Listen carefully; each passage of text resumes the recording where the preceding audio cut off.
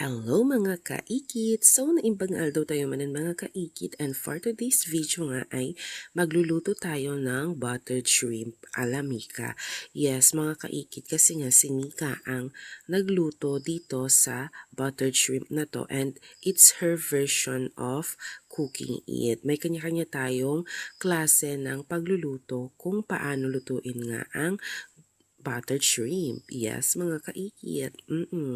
So, dito sa video kong ito mga kaikit ay nirugyanan. Inumpisahan niya sa paglalagay ng butter and mantikilya. Pero much better rin siguro kapag may budget is butter. Kasi dito pinagmix niya lang ata mga kaikit yung butter at saka yung mantikilya. Di ba may difference yun? Oo, may pagkakaiba yun mga kaikit.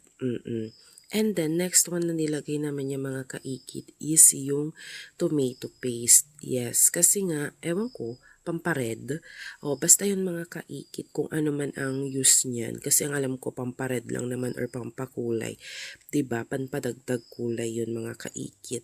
Kasi nga, tinist ko yung tomato paste. Hindi naman siya masarap mga kaikit. And then, next one, nilagay niya na yung hipon. Yes, mga around 1 kilo ata yan na hipon mga kaikit.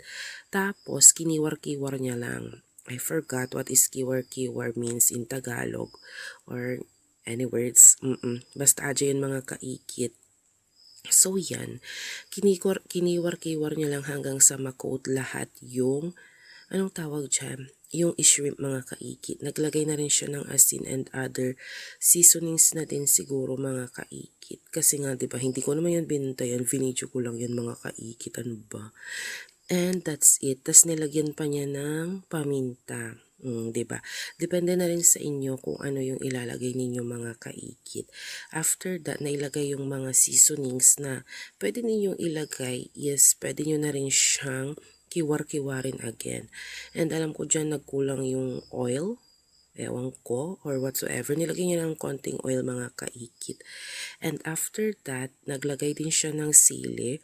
Pampadagdag anghang sa buttered shrimp. Yes, kung ang preference nyo ay medyo manghang, magdagdag kayo ng sili or any pampaanghang mga kaikit. And ikikiwar nyo of course. Ewan ko na rin kung anong nilagay pa niya dyan sa basta yun na yun mga kaikit. And dyan, napasobrahan ata yung lagay niya ng mais. Kaya pinaalis ko yung iba mga kaikit. Ilalagay pa yun kasi sa bulalo. Yes, of course. And after that, sabi niya, anong susunod dyan? Sabi kong ganyan. Ganyan lang ate, i-coat-coat mo lang. Tapos, yun na yun. Oh, wow, done na pala. Yun lang mga kaikit. May share ko lang kanya.